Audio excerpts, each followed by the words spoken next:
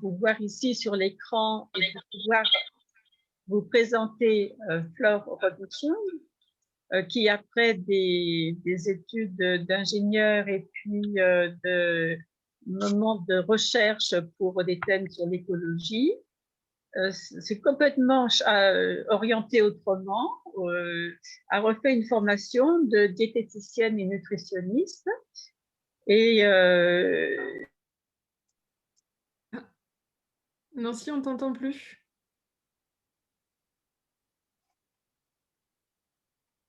Nancy, ton micro est coupé. l'actif. Ça y est, C'est bon, c'est revenu. je sais pas. Oui, pour dire que c'est vraiment intéressant de voir comme une femme jeune comme toi a déjà eu deux métiers.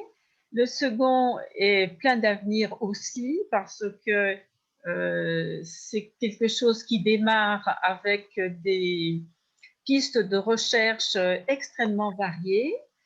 Nous, là, les anthropologues, nous sommes très heureux parce que l'histoire de la diététique des régimes, la manière de savoir manger, savoir cultiver, fait partie de la médecine traditionnelle de tous les continents d'Orient et d'Afrique et d'ailleurs. Et véritablement, plus on est nombreux à varier les savoirs de nos territoires et plus on est efficace pour tout le monde. Alors, Flore, je te propose de prendre la parole et nous t'écoutons. Eh ben, merci beaucoup pour cette introduction, Nancy. Et merci à Arnaud, Alice, Nancy et plus largement toute l'équipe du COSOCO de m'offrir cette opportunité de vous présenter l'alimentation intuitive ce soir. Avant de commencer, est-ce que tout le monde voit bien donc, mon PowerPoint? L'écran est bien partagé? Oui, oui. OK, super.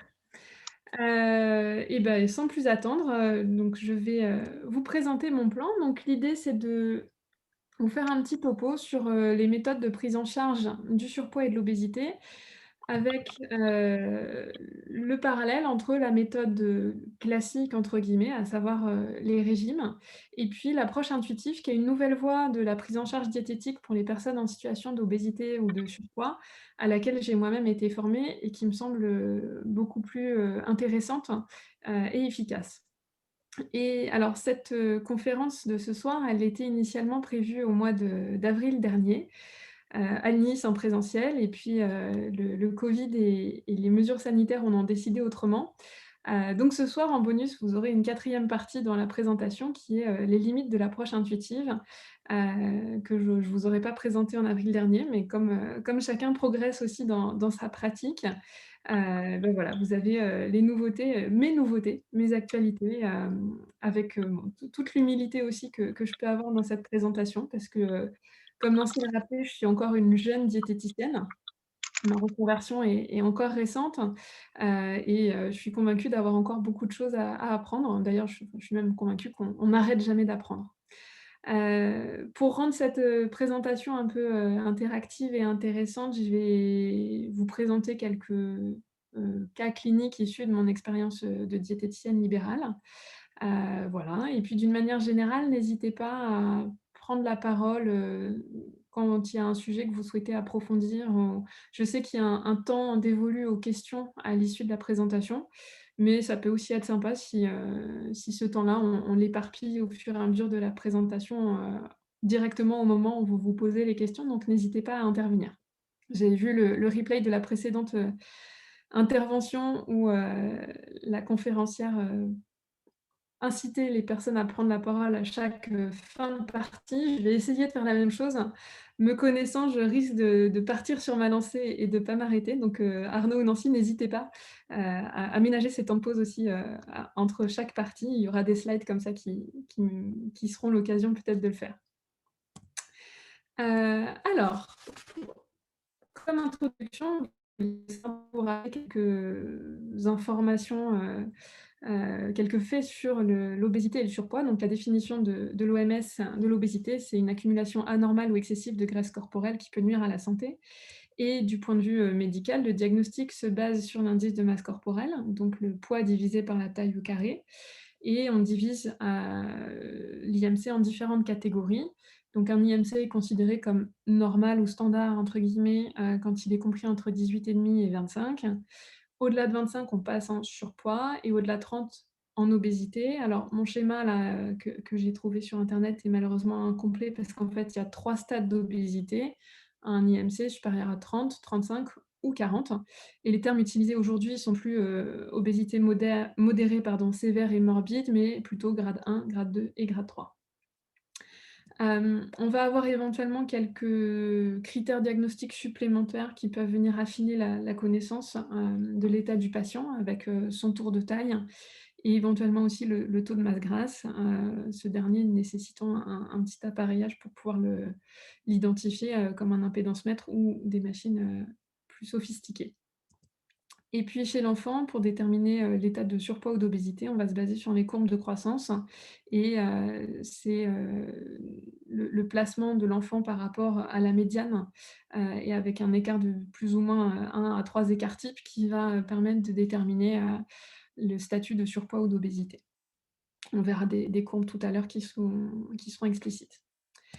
Alors pourquoi c'est un problème? C'est un facteur de risque pour de nombreuses pathologies. Alors on parlait en introduction, avec Arnaud du psoriasis et des maladies, de la peau qui peuvent, être, influencées par l'obésité. Vous voyez là que la liste est beaucoup plus large que ça. Donc il y a, évidemment les maladies cardiovasculaires, des maladies respiratoires et cetera et cetera. À mon sens, il y en a une qui est particulièrement importante à souligner, en tout cas, elle est au cœur de ma prise en charge en tant que diététicienne, ce sont les souffrances d'ordre psychologique, qui sont associées, au surpoids et à l'obésité qui peuvent, finalement entraîner une forme de cercle vicieux. On y reviendra tout à l'heure, mais le mal-être en lien avec l'état, corporel est souvent, très prégnant chez ces personnes. Donc toute cette liste ne justifie à elle seule de vouloir trouver une solution, pour les patients en état de surpoids ou d'obésité. Alors pour compléter cet état des lieux, voici, des chiffres, issus de Santé publique France qui nous donnent, la prévalence du surpoids et de l'obésité au niveau national. Et donc chez la population adulte, vous voyez que le constat est quand même, assez dramatique puisqu'on est à la moitié de la population, 49 si on fait la moyenne sur hommes et femmes. Donc la moitié de la population qui est en surpoids, 17 chez les enfants et adolescents. Alors ces chiffres incluent l'obésité, donc c'est, la moitié de la population qui est en surpoids ou en obésité et si on s'intéresse plus spécifiquement à l'obésité, c'est 17 chez les adultes et 4 chez les enfants. Et en termes de tendance, malheureusement, on voit que la part de la population, en état de surpoids ou d'obésité augmente au fil des ans. Ici, là, vous avez, une information issue de l'étude OBEPI, qui retrace l'historique entre 97 et 2012 avec, un accroissement, de, la population, obèse. Donc ça, c'était le bref état des lieux pour, vous présenter un petit peu l'ampleur de la situation et du coup l'importance de la problématique, de la prise en charge de ces patients. Donc je ne sais pas si dès ce stade, il y a des questions? Alors je continue. N'hésitez pas encore une fois à intervenir, hein. Alors cette, 1re partie sur le fonctionnement de la prise et de la perte de poids va être assez rapide puisque, d'un point de vue, mécanique, j'ai envie de dire, là c'est peut-être l'ancien ingénieur qui parle, c'est, quelque chose d'assez simple. Je vous ai fait un petit schéma pour vous expliquer cela. L'idée c'est que, on peut assimiler plus ou moins le corps humain à une machine qui va, avoir besoin d'énergie pour fonctionner et utiliser de l'énergie. Enfin et ingérer plutôt de l'énergie et donc il y a, un équilibre naturel à trouver entre l'énergie entrante et l'énergie sortante. Donc là, vous avez, sur cette balance, cet équilibre parfait qui fait que la balance est à l'équilibre, entre les calories ingérées et les calories dépensées. Donc la partie gauche, vous voyez le burger, ça symbolise les calories que la personne va consommer, via son alimentation et la partie droite où vous voyez cette femme qui court, ça symbolise les calories dépensées par l'organisme. Alors je mets tout de suite un petit bémol sur ce schéma que j'ai voulu, parlant avec les symboles. Heu, Côté gauche, le burger, en fait, symbolise l'alimentation au sens large et que les calories proviennent effectivement de burgers ou de brocolis et de poissons vapeur, peu importe. On parle vraiment de calories, quelle que soit leur origine. Et de l'autre côté, le symbole lui aussi est parlant puisque, ça montre l'activité physique, donc la dépense énergétique de la personne. Mais en réalité, pour une personne moyennement active, Ah, 80 de ça pardon? recommence. Qu'est-ce qui recommence? Bon, je sais pas ce qui s'est passé, mais si quelqu'un, souhaite intervenir, n'hésitez pas. Donc je disais le symbole là, fait plutôt référence à l'activité physique, mais 80 de la dépense énergétique, pour une personne d'activité physique moyenne est liée au métabolisme de base, donc à toutes les dépenses, énergétiques des cellules qui se passent «malgré nous» entre guillemets, en respirant, le cœur qui bat, la circulation sanguine, le cerveau qui carbure. Voilà, toutes les dépenses de nos cellules au quotidien, ça représente 80 de notre dépense énergétique et le mouvement, le fait de bouger et a fortiori d'aller courir comme le symbole utilisé, ça représente que 20 de notre dépense énergétique. Donc voilà, c'était les 2 petits, bémols que je voulais mettre sur ce schéma. Maintenant que c'est expliqué et ben, l'idée c'est que si la balance est déséquilibrée au profit des apports, c'est-à-dire si on mange plus que ce qu'on dépense de calories, et bah, il va y avoir un excédent calorique. La machine, corps, reçoit trop de calories et donc va les stocker dans les adipocytes qui sont les cellules dédiées à ça et donc on va prendre du poids puisque, nos stocks augmentent.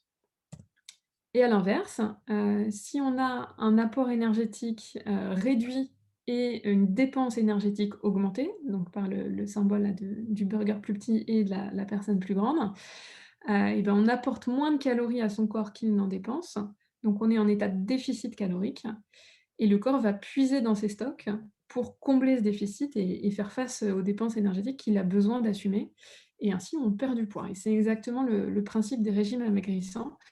C'est-à-dire qu'on va se placer dans une situation de déficit calorique. Alors, une fois qu'on a dit ça, on a à la fois tout dit, parce que vraiment la base est là, mais on a aussi encore rien dit parce qu'on ne sait pas pourquoi une balance s'équilibre dans un sens, enfin, va se déséquilibrer plutôt dans un sens ou dans l'autre et ça va être tout l'enjeu, de l'approche intuitive qu'on va voir, tout à l'heure. Hem, alors, je vous ai dit aussi que peu importe la nature des calories qu'on consomme, finalement qu'il s'agisse d'un burger ou d'un poisson et d'un brocoli vapeur, une calorie reste une calorie. Du point de vue du poids, c'est effectivement juste. Maintenant, bien sûr, du point de vue de la santé, c'est pas la même chose et finalement avoir un régime exclusivement composé de burgers ou exclusivement, composé de poissons et de brocolis vapeur, ça serait aussi délétère l'un que l'autre. Mais d'une manière générale, dans notre présentation là, on ne va pas s'intéresser aux aspects, santé de l'alimentation, mais vraiment, simplement, à la question des apports énergétiques et de l'impact sur le poids. Hem, voilà pour cette partie. Je vous avais dit qu'elle était, finalement assez rapide, elle tient en un slide. Est-ce que vous avez des questions sur ces schémas et cette question d'équilibre entre apport et dépenses énergétiques et impact sur le poids? Peut-être juste une remarque sur, l'utilisation du chauffage dans nos sociétés qui fait que du coup on dépense beaucoup moins de calories parce qu'on est tout le temps à une température qui est optimale pour nous, Oui. d'où peut-être aussi une augmentation de l'obésité. C'est très juste. C'est très juste, effectivement, il y a plein de le confort moderne nous pousse à, dépenser moins de calories. Tout à fait. Et peut-être juste ajouter, si des personnes le souhaitent, vous pouvez aussi, poser vos questions dans le chat, hein. Donc vous allez en bas dans «Converser» et puis vous laissez vos questions et on les reprendra au fur et à mesure. Merci Avec Arnaud moi, pour cette précision. je pense qu'il y en a une déjà. Je voudrais savoir quelle est la proportion d'énergie qu'apporte le soleil et la respiration et la partie non alimentaire, le prana. Ouh là, on rentre déjà dans des questions très précises. Peut-être qu'on pourra la reprendre par Alors la suite, enfin, à moins que ouais, tu ça marche. ça marche. Effectivement, comme elle est un On peu la annexe garde, hein. au sujet, On on fera la ça prendra à la après. fin. OK Arnaud, merci. Alors du coup, la méthode classique finalement pour perdre du poids, celle que tout le monde connaît, ça consiste à faire des régimes. C'est, voilà la logique universellement reconnue, en tout cas, socialement la plus véhiculée. Quand on souhaite perdre du poids, on va, contrôler son alimentation et faire un régime. Finalement, on a pris du poids, donc la situation de départ ayant conduit à la prise de poids, bah, ça a été un déséquilibre au profit des apports. Et bah, si vous allez consulter un diététicien, «classique» entre guillemets, ce diététicien ou cette diététicienne va d'abord, calculer ce qu'on appelle les apports énergétiques totaux, c'est-à-dire le nombre de calories que votre corps dépense au quotidien en fonction de votre sexe, de votre âge, de votre taille, de votre poids idéal et de votre niveau d'activité physique. Donc ça va définir, une estimation de votre dépense énergétique et en face, bah, ce même diététicien va vous proposer ce qu'on appelle une ration adaptée, c'est-à-dire, un menu, qui vous propose de manger tant de grammes de tel aliment, tant de grammes de telle catégorie d'aliments et cetera au fil de la journée, de sorte à ce que ce que vous mangez représente le même nombre de calories que ce que vous dépensez et que vous trouviez ce fameux équilibre. Alors en plus, le diététicien s'assure que votre alimentation soit suffisamment variée et équilibrée, donc en proposant les bonnes catégories d'aliments dans les bonnes proportions. Et donc de cette façon, on restaure l'équilibre et éventuellement, on va mettre en place un très léger déficit calorique pour, accélérer la perte de poids. Mais c'est vraiment le principe de la démarche classique et de la prise en charge classique, par les diététiciens. Et puis, bah, vous avez ce qu'on appelle les amaigrissologues, un néologisme que je trouve assez parlant. Donc, bah, toutes les personnes qui vont, vendre de la perte de poids, rapide. Et donc là, bah, vous avez, plein de techniques pour, au contraire déséquilibrer la balance en sens inverse et du coup induire une perte de poids beaucoup plus importante et beaucoup plus rapide. Donc ça va être notamment des apports caloriques, ridicules. Heu, j'ai mis 1200 kilocalories, comme exemple, mais parfois c'est même encore moins. J'ai des retours d'expérience de patients qui ont suivi des régimes à 800, 900 calories par jour, alors que les besoins énergétiques moyens, l'ordre de grandeur, c'est 2000. Donc on est vraiment sur des apports, ridicules. Vous allez avoir d'autres techniques qui vont consister à écarter certaines catégories d'aliments.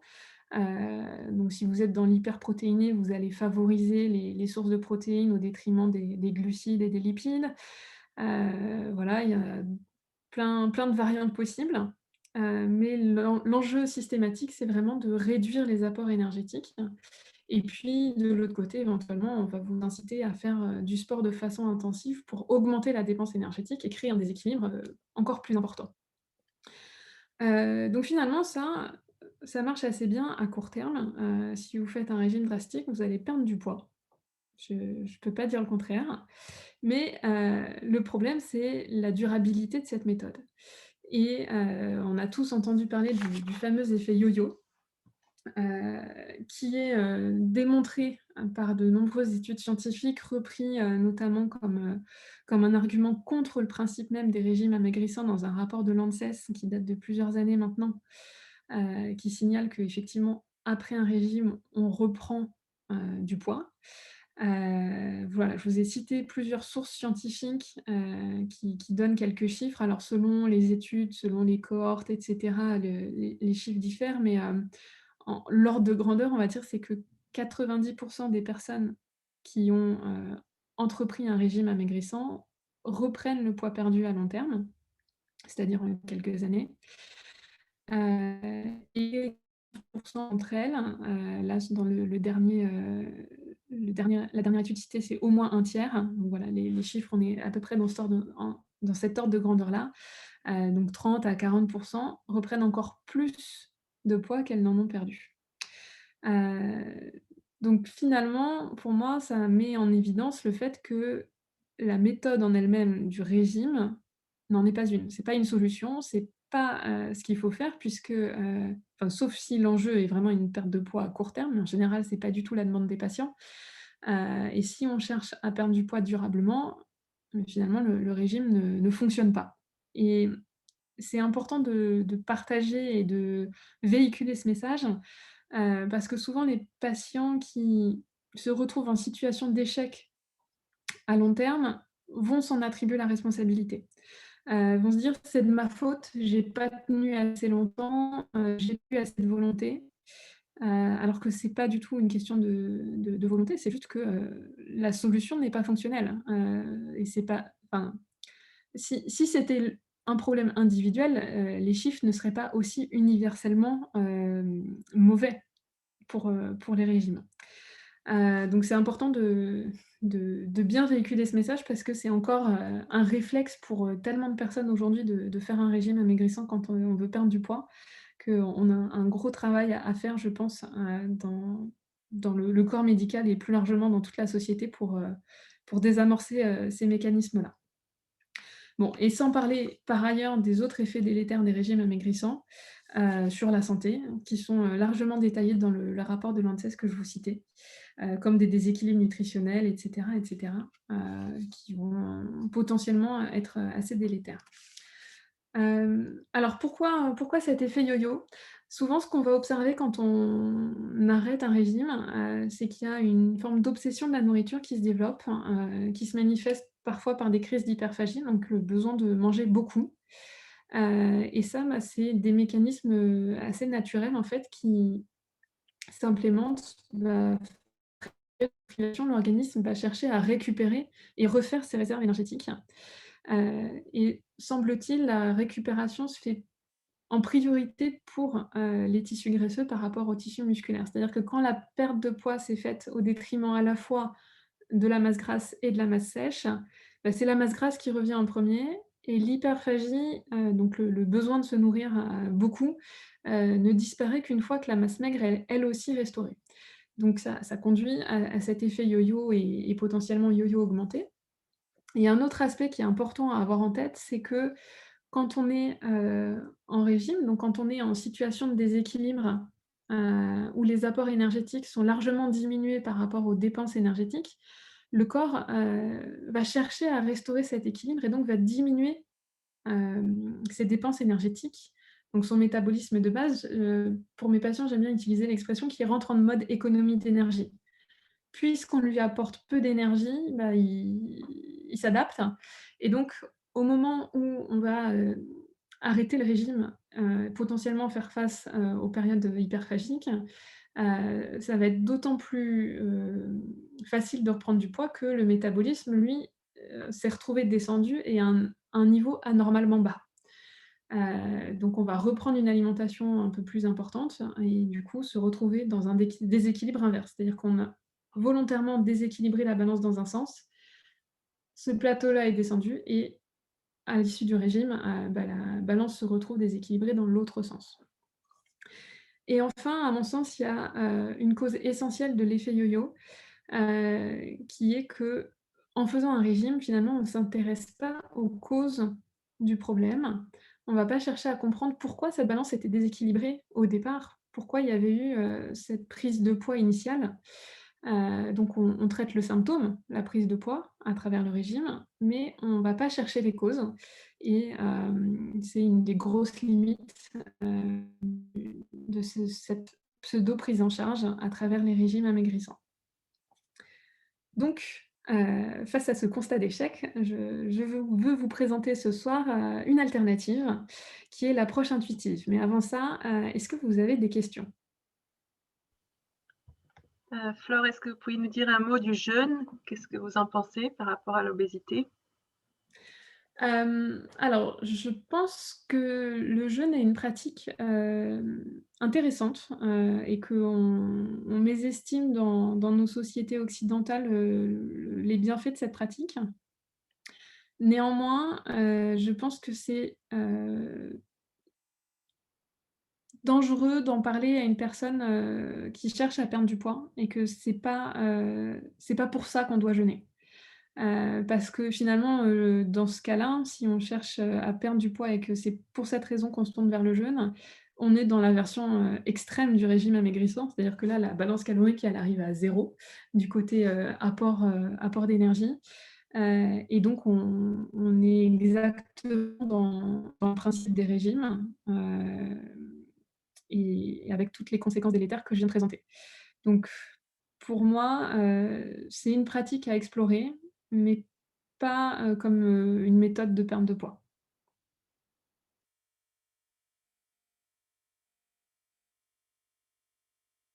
Je voudrais intervenir pour dire combien je trouve intéressant qu'on se soit rendu compte que les expériences de privation de manger entraînent une modification du métabolisme de base. Je trouve que ça, c'est extrêmement intéressant. C'était, je crois, pas connu. Et ça montre à quel point le vivant est continuellement en train de s'adapter, de se modifier, obliger à reposer toujours la question du maintenant, où en est-on? Et c'est fabuleux ça. Oui. Je partage ton point de vue, Nancy. C'est très juste. Alors, maintenant que je vous ai mis l'eau à la bouche, on va partir sur l'approche intuitive, donc une autre façon de conseiller, d'accompagner ces patients en état de surpoids ou d'obésité et de les amener à perdre du poids lorsque c'est possible. Alors, pour vous donner de contexte, donc moi, j'ai été formée à la prise en charge par le GROS. Donc, le groupe de réflexion sur l'obésité et le surpoids, c'est une association qui a été fondée en 1998 à l'initiative de plusieurs médecins. Donc le docteur Apfeldorfer et le docteur Weisfeld, qui sont des médecins psychiatres, et le docteur Zermati, qui est un médecin nutritionniste, dont vous connaissez peut-être les ouvrages grand public, le dernier étant Oser manger, je crois.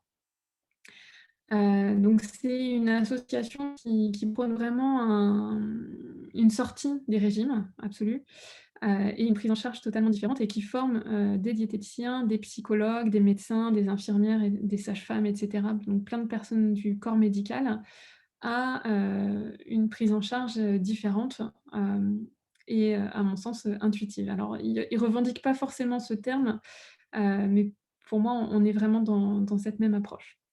Alors pour les diététiciens qui souhaitent se former aussi à cette approche, il y a un diplôme universitaire à l'université de Dijon qui qui est du même topo, qui d'ailleurs délivre, je crois, un diplôme de diététicien comportementaliste et on est vraiment dans la même veine.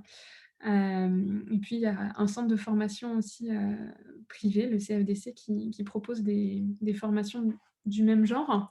Alors j'ai pas les dates de création de ce DU et du CFDC, mais je pense que le GROS est vraiment la première entité en France à avoir développé ces méthodes de prise en charge et à avoir proposé de les transmettre aux personnels médicaux. Et puis on y reviendra un petit peu tout à l'heure, puisque je vais quand même plus vous parler de la version française et de la méthode du GROS, puisque c'est celle à laquelle moi-même j'ai été formée. Mais je pense que le mouvement de l'alimentation intuitive a émergé aux USA. En tout cas, si vous vous renseignez sur le sujet, vous ne pourrez pas passer à côté des noms d'Evelyn Tribole et Elise Reich, qui sont 2 Américaines qui ont écrit un premier bouquin en 1995 qui s'appelle Intuitive Eating et qui en est à ça, je ne sais plus si c'est 4e ou 10e édition, mais en tout cas, voilà, il y a eu beaucoup d'apports depuis. Donc voilà pour le petit topo historique. Et donc finalement, que nous dit cette approche intuitive? Elle se base sur un postulat qui est que le corps est capable de réguler lui-même la balance calorique. Donc cet état d'équilibre des plateaux, il n'y a pas besoin de chercher à le contrôler. Le corps est capable de le trouver de lui-même. Et comment il fait? Cette régulation s'exprime à travers les sensations alimentaires, la faim et la satiété qui traduisent les besoins du corps. Donc finalement, quand on a faim, c'est qu'on est un petit peu déséquilibré et on va manger. Ça va restaurer les apports caloriques au niveau des dépenses et on va ressentir la satiété. Ça veut dire que voilà, l'équilibre est trouvé. Et alors finalement, c'est jamais un équilibre constant puisqu'on est sans arrêt en train de dépenser de l'énergie. La dépense énergétique, c'est H24, même quand on dort, évidemment. Donc on est sans arrêt en train de dépenser de l'énergie et puis nos prises alimentaires, elles vont être discontinues. Mais l'important, c'est que cet équilibre se fasse en moyenne et donc à travers ces sensations alimentaires, le corps est capable d'y accéder. Donc l'objectif de l'approche intuitive, ça va être de ramener le patient à cet état de régulation, donc retrouver, l'équilibre des plateaux, mais sans passer par le contrôle, des dépenses et le calcul des dépenses et le calcul des calories ingérées. Et donc en ramenant le patient à cet état de régulation, on va atteindre ce qu'on appelle, le poids de forme. Alors je vous fais un petit aparté sur cette notion de poids de forme, parce que souvent on entend par là le poids idéal, le poids qu'on aimerait faire dans les publications, des grands médias, des journaux, pour les femmes et cetera. Par poids de forme, c'est souvent le poids idéal, mais selon un idéal social et cetera. C'est pas du tout, le sens que je lui donne ici. Donc, pour, définir un poids de forme, j'ai besoin de vous présenter un mécanisme qui est un mécanisme de régulation de la masse grasse qu'on appelle le lipostat. Donc le lipostat, c'est un système de régulation interne, qui a pour objectif de maintenir la masse grasse à un certain taux. Donc tout comme, il existe un système de régulation de la température corporelle, avec une valeur définie à peu près à 37,5, beh, vous avez un système de régulation qui, gère, la quantité de masse grasse dans le corps. Donc ça veut dire qu'à une masse musculaire donnée, le lipostat définit le poids de l'individu, puisque les 2 grandes variables du poids, ça va être la masse musculaire et la masse grasse. Alors bien sûr, si vous vous mettez à faire, de l'haltérophilie, votre masse musculaire va augmenter et du coup, votre poids va bouger. Mais donc si on considère que la masse musculaire ne bouge pas, le lipostat définit votre valeur pondérale, votre poids, et donc c'est ce qu'on appelle le poids de forme. Donc le poids d'équilibre et ce poids d'équilibre, il est défini génétiquement. Vous avez des personnes qui ont naturellement une corpulence, plus fine, plus grande, plus grosse et cetera, et on choisit pas finalement sur, comment notre lipostat est réglé au début de notre vie. Il est réglé, voilà, bah, comme notre taille elle aussi est réglée génétiquement, bah, notre lipostat pareil. Et alors quand il y a un fameux, déséquilibre au profit des apports énergétiques et qu'on prend du poids, heu, il peut y avoir 2 mécanismes en jeu. Donc là, je vous ai représenté des petits adipocytes qui sont nos cellules de stockage, d'énergie, donc sous forme de gras dans notre corps. Et quand on va prendre du poids, finalement, il y a soit, une augmentation de la taille de ces adipocytes, il y a besoin de plus d'espace pour stocker du gras et donc ils augmentent en taille, soit, ils augmentent en nombre, ce qu'on appelle l'hyperplasie adipocytaire. Donc il y a des nouvelles cellules qui se créent pour stocker plus de gras. Et en règle générale, en fait, il y a un mélange de ces 2 mécanismes qui rentrent en jeu. La différence entre les 2, c'est que le premier, l'hypertrophie, est réversible. Donc des cellules qui vont avoir augmenté en taille vont pouvoir, réduire, alors que l'hyperplasie est irréversible. Donc des cellules qui se sont nouvellement créées ne vont pas se supprimer. Et l'impact sur le poids de forme, bah, c'est qu'une prise de poids hypertrophique, comme elle est réversible, elle ne va pas impacter le poids de forme. Mais une prise de poids hyperplasique, mais elle va dérégler le lipostat, instaurer une nouvelle valeur de régulation. Et donc le poids de forme va être tiré vers le haut à cause de cette prise de poids.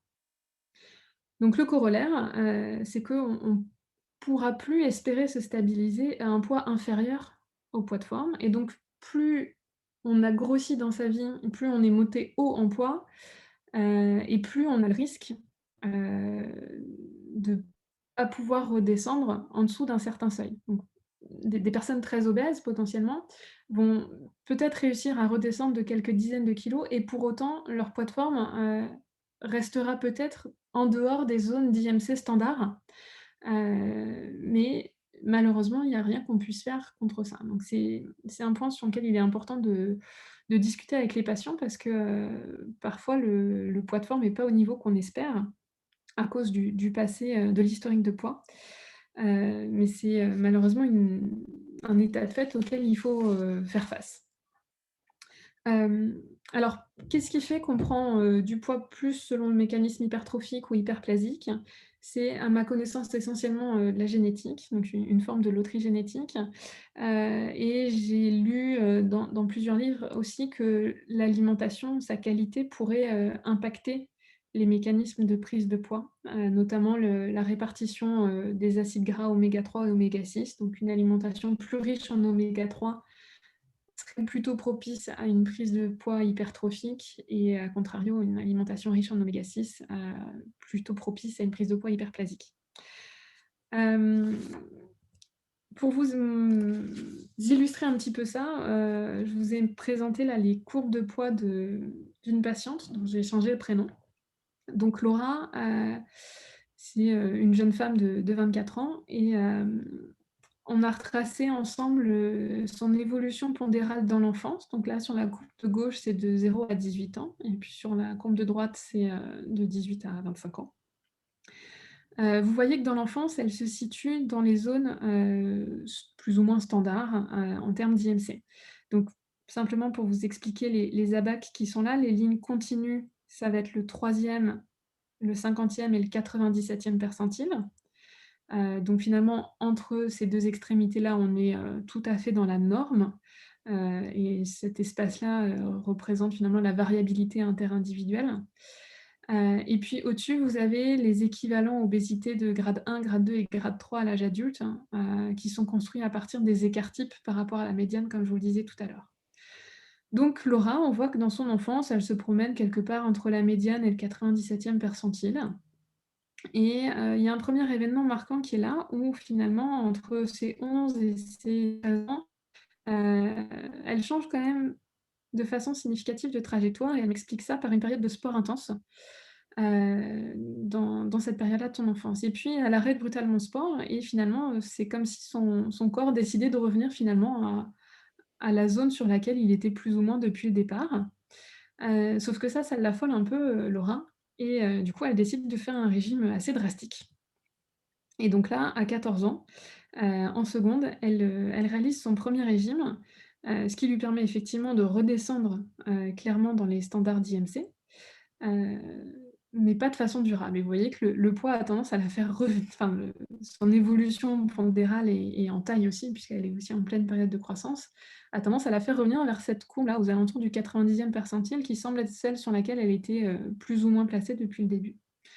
Sauf que cette reprise de poids, qui somme toute semble assez naturelle finalement, et la faire converger vers son poids de forme de l'époque, Laura la vit très mal. Et puis à 18 ans, elle quitte le domicile familial, ça se passe pas très bien, et elle se réfugie dans la nourriture. Et donc là, elle prend beaucoup de poids, jusqu'à monter à 87 kilos, peu après ses 18 ans. Donc là, on est un peu sur un effet secondaire des régimes, c'est que Laura, elle a complètement perturbé son rapport à l'alimentation. C'est devenu une forme d'obsession. Elle est sans arrêt en train de se dire qu'elle ne devrait pas manger, mais elle le fait quand même, elle n'arrive pas à s'en empêcher. Et puis une fois qu'elle a commencé ce paquet de gâteaux, finalement, foutu pour foutu, autant le finir parce que au moins demain, il ne sera plus là, etc., etc. Donc elle est vraiment en plein dans le cercle vicieux post-régime. Et puis bon, là, il y a quand même un déclic sur le poids qu'elle atteint. Elle décide à se remettre au régime. Et avec l'allure de sa courbe de poids là, on peut dire qu'elle était presque en train peut-être de se stabiliser à son nouveau poids de forme. Donc peut-être que là, ça aurait pu être durable. Mais malheureusement, à cette période-là, elle se dit c'est pas assez. Là, je vois que je suis en train d'atteindre un plateau et ça me va pas. Alors que moi, mon interprétation, c'est que son poids de forme, qui était vers 70 kilos à ses 18 ans, là, il a juste un petit peu monté à 72, 73 à cause de sa grosse prise de poids. Donc elle a pris peut-être 2-3 kilos en hyperplasie. Mais elle veut redescendre en dessous de la barre symbolique des 70, donc elle reprend un régime drastique par-dessus. Elle réussit effectivement à atteindre les 70, sauf que rebelote, elle repart dans l'effet yo-yo. Et depuis, elle est sans arrêt dans cette courbe en dents de scie où elle perd, elle reprend, elle perd, elle reprend. Et malheureusement, de plus en plus, alors elle n'a pas encore réatteint son poids max à 87, mais potentiellement, chacune de ces nouvelles prises de poids va peut-être tirer son poids de forme vers le haut. Donc moi, avec Laura, pour être tout à fait transparente, je lui dis que le mieux qu'on puisse espérer a priori, c'est réussir à la stabiliser à 72 si c'est effectivement le poids de forme déréglé par ces prises de poids successives, mais peut-être que ce sera à 75, 78, j'en sais rien, parce que cet effet yo-yo a potentiellement tiré son poids de forme à nouveau vers le haut. Et c'est l'avenir qui nous le dira. Voilà. Donc j'espère que cette notion de poids de forme est claire pour vous. Et donc, pour revenir à cette approche intuitive, donc l'objectif, ça va être vraiment de revenir à l'état de régulation et atteindre le poids de forme à terme si stabilisé. Et pour cela, on va chercher à identifier ce qui entrave l'autorégulation. Donc, qu'est-ce qui fait que cet équilibrage naturel entre apport et dépenses caloriques est dysfonctionnel? Alors, il y a 2 cas de figure possibles. Le premier, c'est que le système de régulation en lui-même, ne marche pas. Il est cassé et que la faim et la satiété sont déréglées. Donc il y a plein de causes possibles à ça, des pathologies, donc des tumeurs, des pathologies thyroïdiennes et cetera qui vont impacter, tous les systèmes hormonaux qui sont, à la base de ce système de régulation. Je sais que les patients qui souffrent de trisomie 21 aussi ont des difficultés à percevoir la satiété, ils ont une forme de faim exacerbée, qui leur donne tout le temps envie de manger et donc là, à mon sens, c'est une forme de dérégulation du système d'équilibrage naturel. Donc pour ces pathologies-là ou ces situations-là, l'alimentation intuitive sera pas utile, pas efficace. Alors il y a aussi des cas de figure où c'est des médicaments qui vont, dérégler ce système, où la prise de poids finalement est un effet secondaire, du traitement d'une autre pathologie. Je pense notamment à certains neuroleptiques et où là encore l'approche intuitive ne sera pas, indiquée. Par contre, il y a tout un tas de situations où, la faim et la satiété, fonctionnent correctement, mais ne sont simplement pas respectées par la personne. Heu et donc on va rentrer un petit peu dans le détail des situations possibles et des axes de travail pour répondre à cette situation parce que là, l'alimentation intuitive peut, apporter, beaucoup et résoudre, pas mal de solutions, enfin de pas mal de situations, pardon. Donc l'idée, ça va être vraiment, de corriger les défaillances, du système de contrôle, interne, naturel et inconscient et non pas, comme le font les régimes, d'instaurer à la place une forme de contrôle mental, qui n'est pas efficace et tenable sur le long terme. Donc comment on s'y prend en alimentation intuitive pour restaurer cet état de régulation, donc ce contrôle, inconscient? Il y a plusieurs axes de travail. Le premier étant de désamorcer la restriction cognitive. Donc la restriction cognitive, qu'est-ce que c'est? C'est l'intention, réalisée ou non, de contrôler mentalement son alimentation dans le but de maigrir ou de ne pas grossir. Donc ça s'exprime par des pensées qui vont être, «Je dois manger ceci, je dois pas manger cela, pas maintenant ou pas plus de telle quantité» et cetera. Donc tout plein de formes de pensées de contrôle qui prennent le pas sur, les sensations. C'est-à-dire qu'on n'est pas en train de manger parce qu'on a faim ou parce qu'on a envie ou parce que ça nous fait plaisir. On est en train de manger ou de ne pas manger parce que là-haut, il y a un petit gendarme, c'est pour ça que je vous ai mis la photo du gendarme et c'est aussi comme ça que je l'explique auprès de mes patients. Il y a un petit gendarme qui se réveille, qui vous dit: «Ça, tu as pas le droit. Pas de chocolat, pas de féculents le soir» et en fait, finalement, c'est toutes les règles des régimes qu'on a, intégrés, plus ou moins selon les personnes, qui vont, cadrer notre acte alimentaire, et nous couper de nos sensations.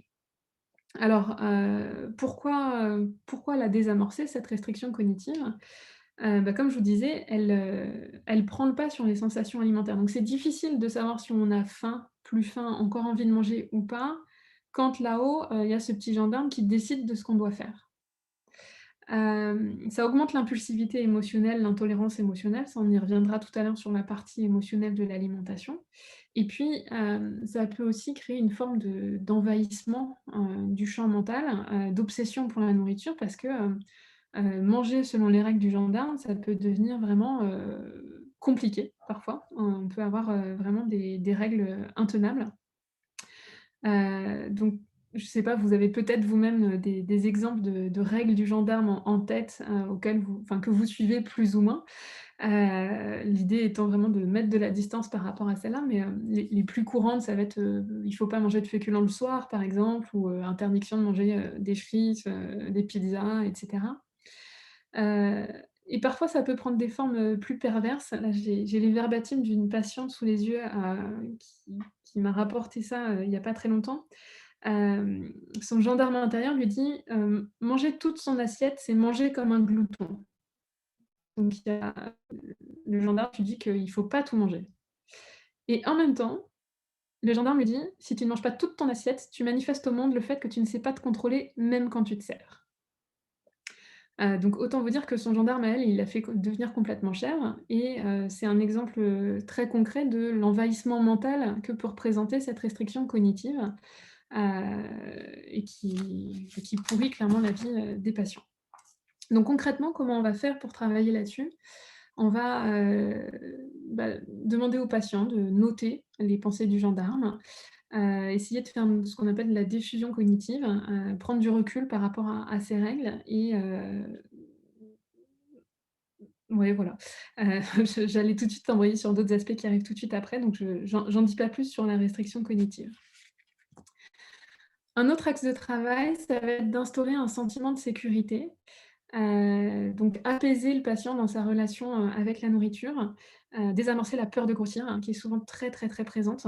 À mon sens, c'est peut-être, un des aspects les plus difficiles parce qu'une fois que la restriction cognitive est désamorcée, hem, la peur de prendre du poids peut subsister, et en général, ça va être l'amorce de la perte de poids, le sentiment de libération, vécu dans le nouveau rapport à l'alimentation qui permet d'apporter, petit à petit cette sécurité dans l'acte alimentaire, mais c'est pas toujours suffisant. Un autre axe de travail, ça va être d'augmenter l'attention et j'ai failli écrire, simplement augmenter l'attention, mais alors ça, c'était trop à risque d'être compris comme une forme de retour du contrôle, puisque souvent quand on parle de régime, on dit: «Ah bah, je fais attention à mon alimentation» et c'est pas du tout ça que j'entends. Là, c'est l'attention au sens, conscience, mindfulness, donc être vraiment, présent, à l'acte de manger, heu pour, vivre pleinement ce moment. Donc il ne s'agit pas du tout de contrôler, mais d'être attentif. Et donc remettre au centre du comportement alimentaire les sensations de faim, de satiété, mais aussi le plaisir et sa disparition au cours du repas. Donc on va travailler avec des expériences, notamment j'ai des patients qui sont tellement coupés, de leur corps, et de leurs sensations, qui sont incapables de savoir quand ils ont faim. Donc on va mettre en place des expériences pour ressentir à nouveau la faim.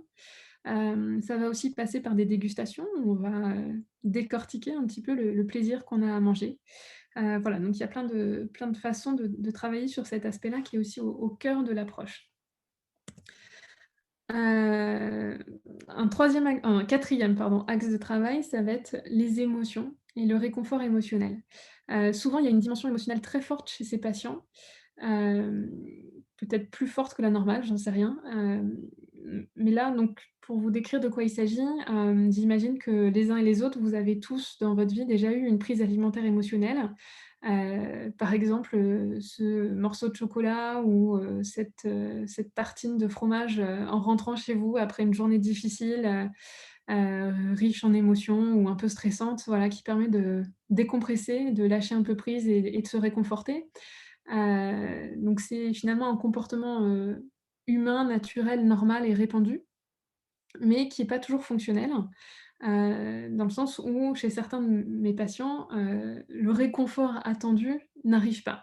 Parce qu'il y a une partie d'eux-mêmes, qui vit pas bien le fait de se réconforter à travers la nourriture, qui va se juger, qui va se dire: «Mais c'est pas normal, je devrais pas, c'est pas comme ça que je vais perdre du poids», et les entraîner dans un cercle vicieux de culpabilité, de honte, de mésestime de soi et rendre la prise alimentaire émotionnelle totalement dysfonctionnelle.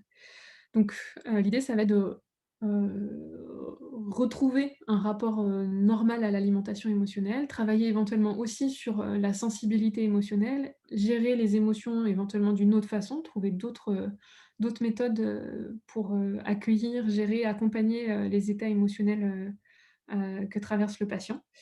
L'idée étant de normaliser la prise alimentaire dans ce contexte et d'élargir la palette des solutions possibles. Et enfin, un dernier axe de travail, ça va être le rapport au corps, à soi et aux autres. L'idée étant que la honte corporelle, la mésestime de soi sont souvent à l'origine des schémas de régime. J'ai beaucoup de patients qui ont des regards très durs envers eux-mêmes et envers leur corps. Là encore, j'ai des verbatims très violents où les patientes se disent à elles-mêmes: «Mais tu es grosse et laide, tu es une grosse truie». Il y a vraiment de la violence vis-à-vis de soi-même. Et le problème, c'est que ça a souvent comme conséquence qu'il y a une forme de rejet du corps. Or, le corps est vraiment central dans l'approche intuitive puisque c'est lui qui fait émerger les sensations alimentaires de faim, de satiété. C'est lui qui permet d'éprouver ce plaisir à manger et qui permet de se rendre compte quand le plaisir à manger disparaît. Et donc il y a une forme de paix à réinstaurer avec ce corps, d'écoute, qui est, au centre du travail. Parfois même, certains patients sont dans un état de dissociation vis-à-vis de ce corps qui veulent plus voir, qui veulent plus écouter, donc qui veulent plus entendre parler. Et donc là, il y a vraiment un travail à faire de ce côté-là. Et puis il y a une forme d'estime de soi, d'affirmation de soi aussi à travailler pour, parfois oser dire non quand, on est dans un environnement qui va inciter à manger alors qu'on n'a plus faim et c'est pas toujours évident. Voilà, donc c'est encore un aspect essentiel dans la prise en charge et du coup, vous voyez que tout ça, ça s'articule autour des pensées, des sensations et des émotions et c'est un travail vraiment complet sur le rapport que les patients entretiennent avec leur assiette. Alors je vois qu'il y a une main levée. Oui, excusez-moi, j'ai une question. Oui? Je pense qu'on m'entend 2 fois par contre. Bon, c'est pas grave. Juste savoir, en tant que diététicienne, comment est-ce que vous gérez vous travaillez le rapport au corps? Pour moi, c'est plutôt un travail qui se réfère au psychologue, mais je me demandais justement dans l'approche, intuitive et en tant que diététicienne, comment est-ce qu'on pouvait travailler là-dessus?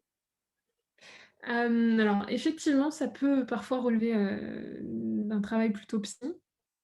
Heu, pour ma part, je vais déjà leur demander d'exprimer les pensées enfin je dis «elles», mais c'est «ils» parce qu'il y a aussi des patients, donc qu'ils ou elles nourrissent vis-à-vis de leur corps, pour leur faire prendre conscience parfois de cette violence ou cette absence de regard.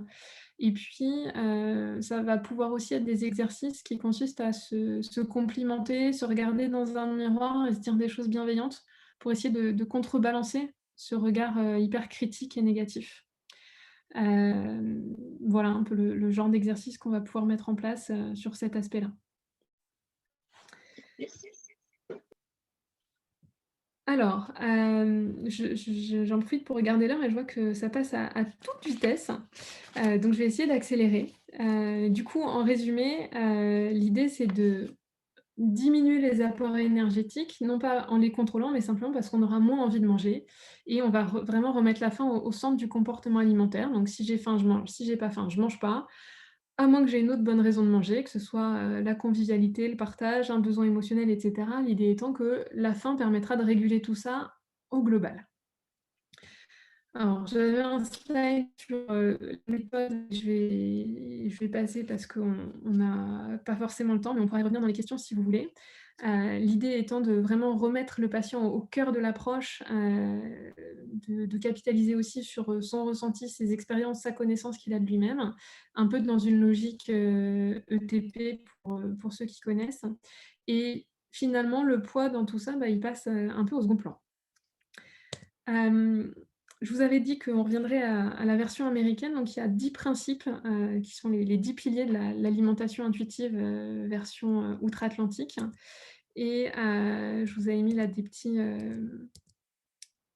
encadrés de couleurs qui font référence aux différents axes de travail que je vous ai précédemment présentés. Donc en orange, c'était, désamorcer la restriction cognitive, en bleu, restaurer un sentiment de sécurité, envioler, respecter le plaisir, les sensations alimentaires, en vert, travailler sur l'alimentation émotionnelle et en rouge, le travail sur le corps. Et donc, on a 2 axes supplémentaires qui sont faire de l'exercice et prendre soin de sa santé de façon globale, qui ne sont pas particulièrement développés dans ce que je vous ai présenté pour l'approche du gros, mais qui sont bien sûr en filigrane derrière tout ça. Alors, l'approche bonus, finalement, j'aurais peut-être pas dû l'intégrer parce qu'on va passer très, très vite dessus. La partie bonus sur les limites de l'approche intuitive, donc je vous en ai déjà un petit peu parlé tout à l'heure, c'est que cette alimentation intuitive, elle va pas être fonctionnelle quand la faim et la satiété sont déréglées, pour, toutes les situations qu'on a précédemment citées. Mais finalement, j'ai l'impression qu'il y a une forme de continuum entre ces 2 situations de faim et satiété déréglées ou non respectées. Et je pense notamment à un jeune homme, Lorenzo, qui est TDAH, donc trouble déficitaire de l'attention avec hyperactivité, qui semble percevoir la faim et la satiété en étant capable de dire s'il a faim ou trop mangé, hem, mais qui a un comportement, hyper impulsif, en lien avec sa pathologie, qui a, une inhibition, très, très, très, très basse et du coup, dès qu'il va, croiser un aliment, dès qu'il va s'ennuyer, dès qu'il va passer devant la cuisine, il va avoir envie de manger et il va manger. Et donc là, vous voyez que Lorenzo et ben, il a une courbe de poids, qu'on a du mal à enrayer malgré la mise en place d'une prise en charge, type intuitive, depuis, plusieurs années. Alors, vous me direz peut-être que ça aurait été pire s'il n'y avait pas eu ça. À mon sens, moi, j'ai plutôt l'impression que c'est un constat d'échec parce que, il y a, une impossibilité fondamentale chez Lorenzo, en tout cas pour l'instant à son âge, à accéder à ce degré de conscience, de son comportement, conscience, analyse, observation de son comportement, et de changement. Et souvent, c'est une des critiques ou en tout cas une des peurs que les patients expriment, quand on les amène vers une approche intuitive. Ils se disent: «Mais si je contrôle pas, c'est-à-dire si je désactive mon gendarme, ça va être l'horreur. J'ai aucune limite, et je vais tout le temps manger et je vais prendre du poids, c'est sûr». Et pour moi, il y a 2 cas de figure à distinguer. Finalement, le cas général, ça reste quand même une situation où, l'alimentation intuitive est fonctionnelle, efficace et il faut continuer à implémenter ça pour y arriver.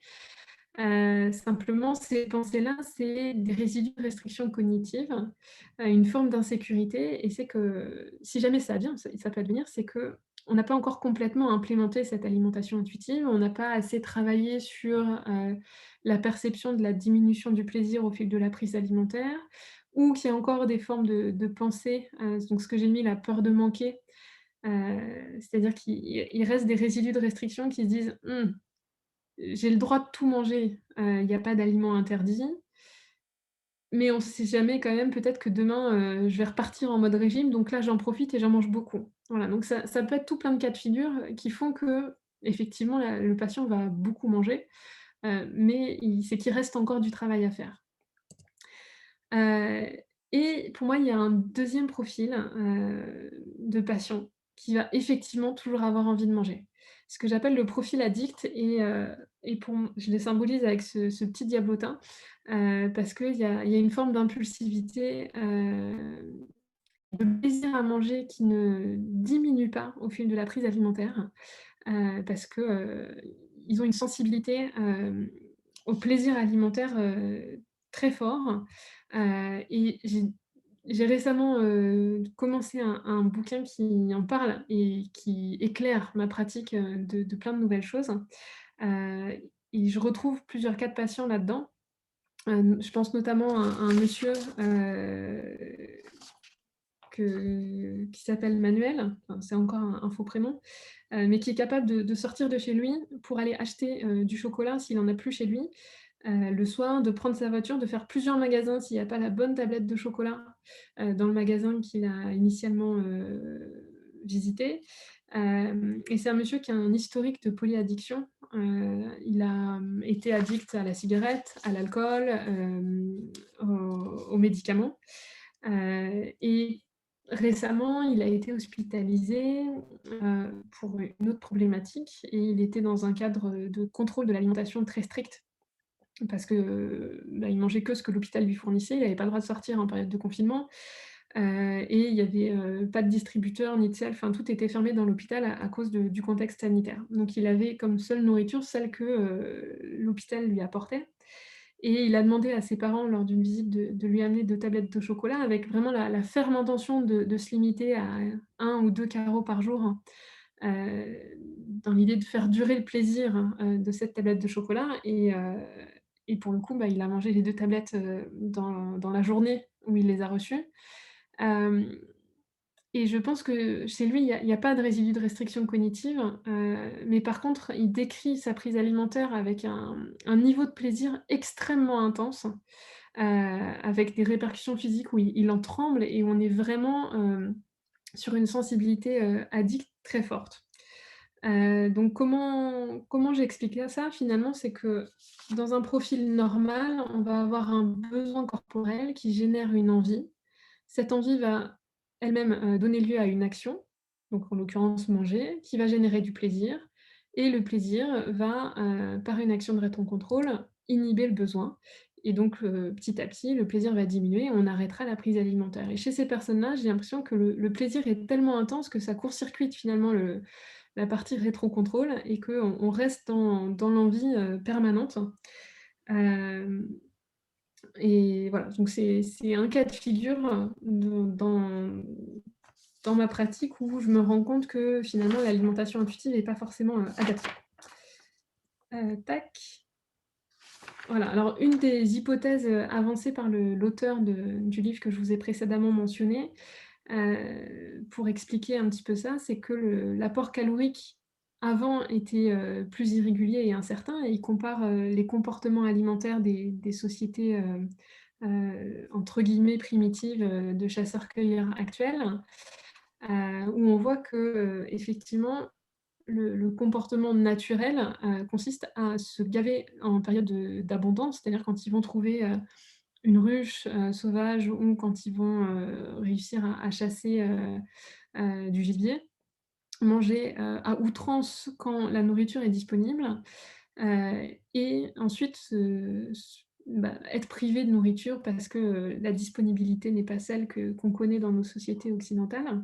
Et donc finalement cet équilibre calorique, se fait avec des variations d'amplitude beaucoup plus importantes et donc Stéphane Guinet, l'auteur, nous explique que, le besoin de manger beaucoup peut être, finalement une réminiscence de ces besoins ancestraux en lien avec, les modes de vie, de nos ancêtres. Il met aussi en évidence, plusieurs, facteurs supplémentaires, qui vont, impacter la prise alimentaire et le comportement alimentaire, notamment le degré de renforcement de l'aliment et en particulier les aliments ultra transformés, qui combinent, sucre et gras, vont être, particulièrement, facteurs de risque, de ces situations addictes. Voilà, donc je suis désolée de passer un petit peu vite sur cette dernière partie, mais je conclus tout de suite. L'idée étant vraiment qu'à mon sens, il n'y a pas de solution miracle à la prise en charge de l'obésité et du surpoids, que comme dans beaucoup de sujets, c'est important de se maintenir à jour dans les connaissances scientifiques pour progresser et apporter, une prise en charge la plus, complète et à jour possible, tout en tenant compte systématiquement de la situation précise du patient. Mais en tout cas, s'il y a une chose à retenir, c'est qu'il ne faut surtout pas mettre en place, de régime, sauf dans les cas de figure qu'on a abordés. Voilà, je vous remercie pour votre attention et je suis désolée d'avoir autant dépassé et je vous invite à poser vos questions maintenant si vous en avez. Eric a levé la main.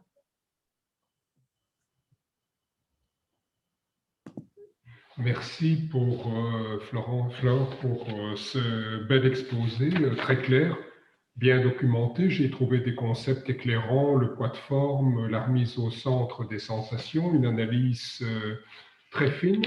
Est-ce que vous connaissez les travaux de Claire Petit-Mangin sur l'expérience intuitive? Là, Arnaud pourrait vous en parler beaucoup plus en détail vu qu'il a travaillé avec Claire Petit-Mangin. C'est toute une recherche sur des microsignes corporels qui montrent qu'on est en place avec dans une expérience intuitive.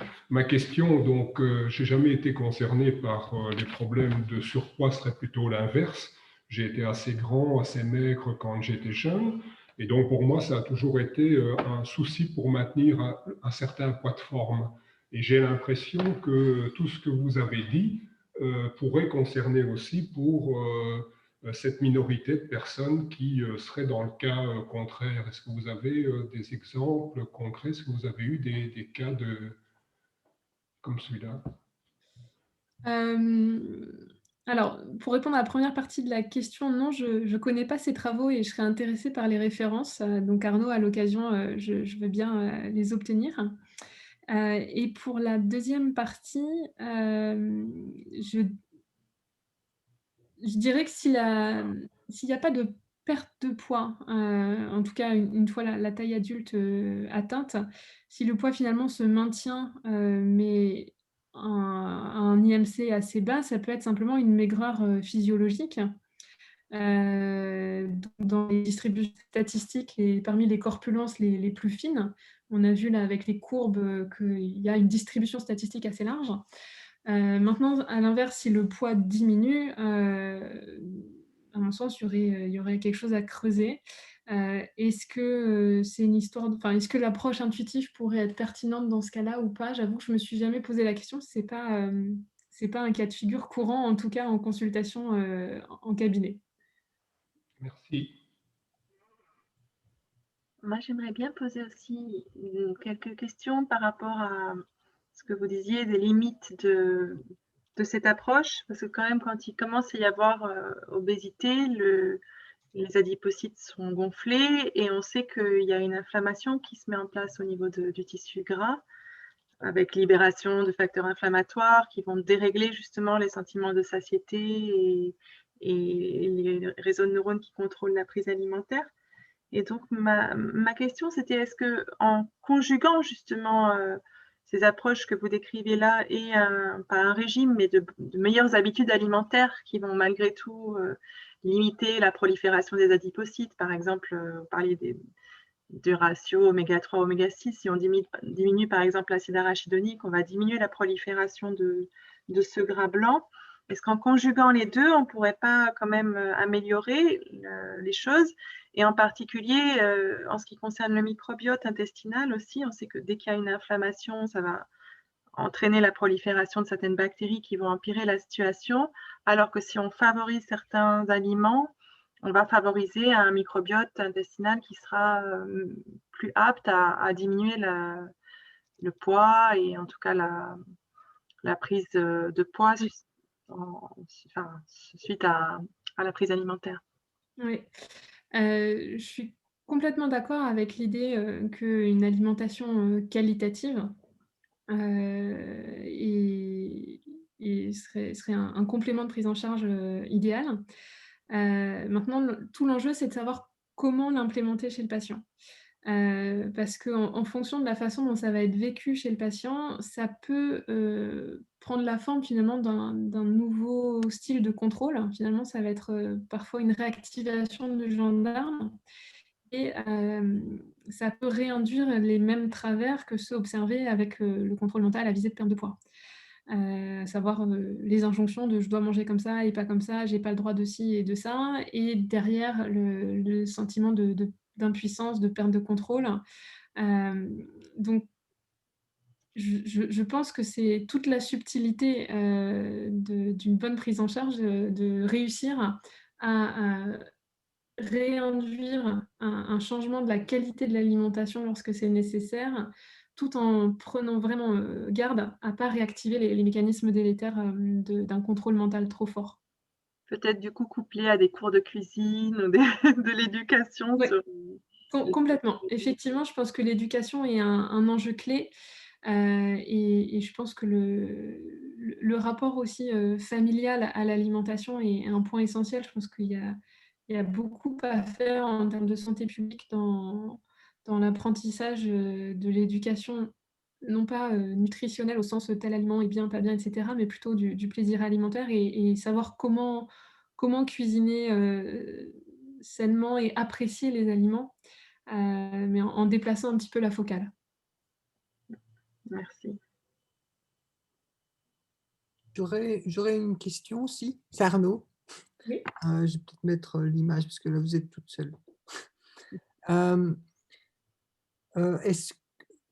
pensez-vous pas, un peu à l'instar de ce qui s'est passé avec le mindfulness, qui n'a été reconnu qu'à partir du moment où des études rigoureuses, scientifiques ont été menées, qu'il serait intéressant aussi de mener avec ce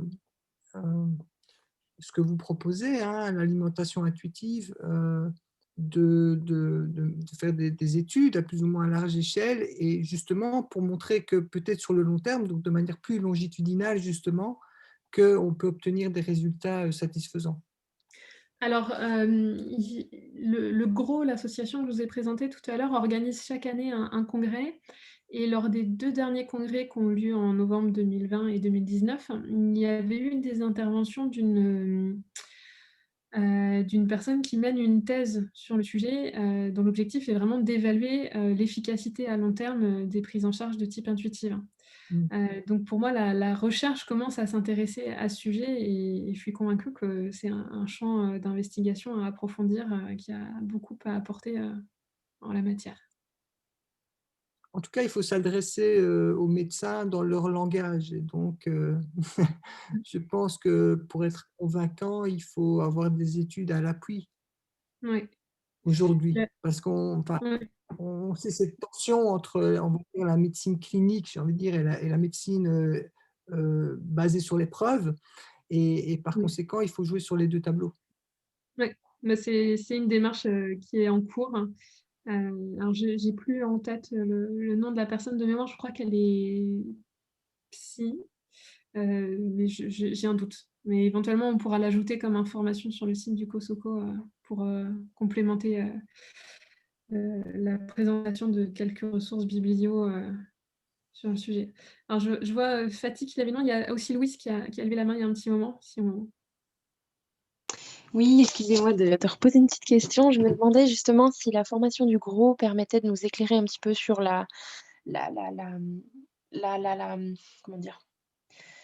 Sur la manière de prendre en charge les patients entre la qualité alimentaire justement et l'écoute de soi, l'alimentation intuitive, et cetera. Je me demandais si voilà ce rapport entre qualité alimentaire et alimentation intuitive était un petit peu étudié lors de la formation du GROW. C'est vrai que je vais la faire cette année et je me pose la question parce que c'est quelque chose qui me paraît, essentiel évidemment, et j'ai encore du mal à trouver la limite finalement trouver la limite. Accorder, on va dire, ces 2 notions-là pour, avoir proposer une prise en charge assez complète aux patients, quoi. À mon goût, trop peu. D'accord. La perception que j'en ai eue, moi, ma formation par le GROW remonte à l'année 2019. La perception que j'en ai eue à l'époque, c'était qu'ils étaient plutôt dans une position de rejet complet de toute forme de contrôle, quand bien même ce serait un contrôle de la qualité de l'alimentation. Et à titre personnel, je trouve que c'est un petit peu dommage parce que comme je le disais tout à l'heure en réponse à la question d'Alice, il y a quand même un aspect essentiel de la prise en charge diététique qui repose sur la qualité de l'alimentation apportée. Mais je sais aussi que le GROW est une association qui évolue, qui se base sur voilà, le retour d'expérience et les études scientifiques pour changer au fur et à mesure son discours. Donc peut-être que ça changera aussi sur cet aspect-là. À titre d'exemple, il y a des manips sur la souris qui ont montré que si on donne une nourriture à des souris qui est appauvrie dans une vitamine, par exemple, ou un apport alimentaire dont elle a besoin, la souris se met à manger plus en essayant de trouver dans l'alimentation dont elle dispose ce qui lui manque, et elle devient obèse. Donc, c'est vraiment important d'avoir une alimentation adaptée, équilibrée, sinon l'organisme peut être amené à manger plus en cherchant ce qui lui manque, et ça peut aussi conduire à des déséquilibres. D'où l'intérêt finalement d'écouter son corps et ses sensations alimentaires qui normalement devraient nous indiquer de quoi est-ce qu'on a besoin exactement, que ce soit au niveau produits laitiers, au niveau féculents, au niveau vitamine C, etc. en fait, je pense. Tout à fait. Normalement, tant qu'on n'est pas déréglé, on a cet instinct-là. Mais Ouais. quand on a beaucoup mangé de Coca-Cola et d'aliments ultra transformés, on peut perdre cet instinct-là. Oui, c'est ça, c'est là la difficulté. Ouais. Ok. Merci beaucoup. Fatih, oui, il y avait une question. Alors, je repose ma question qui rejoint sur le prana, Exact. qui rejoint l'hyper-contrôle, c'est-à-dire réduire les apports caloriques à zéro.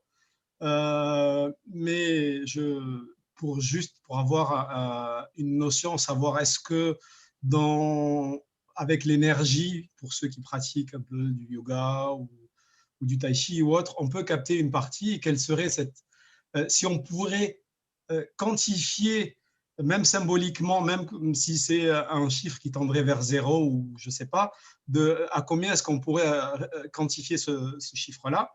Et ensuite, j'avais une autre question, mais vous venez juste d'y répondre sur la fin, sur l'importance de la qualité de la nourriture et de tout ce qui est des fruits et des légumes saisonniers, parce que je trouve qu'on a perdu ça. Et en fait, c'est cette perte de l'adaptation et de la saisonnalité qu'on a dans la société d'abondance actuellement et dans les supermarchés, qui en partie fait qu'on ne va pas chercher, à mon sens, les aliments et les nutriments dont on a besoin au bon moment. Et donc, du coup, il y a une forme de dérégulation avec ça. Je voulais savoir un peu ce que vous en pensez, et parce que je trouve que c'est pas évident d'être en harmonie avec son corps et d'être en pleine conscience si on ne sait pas aussi être en harmonie, en pleine conscience avec son environnement.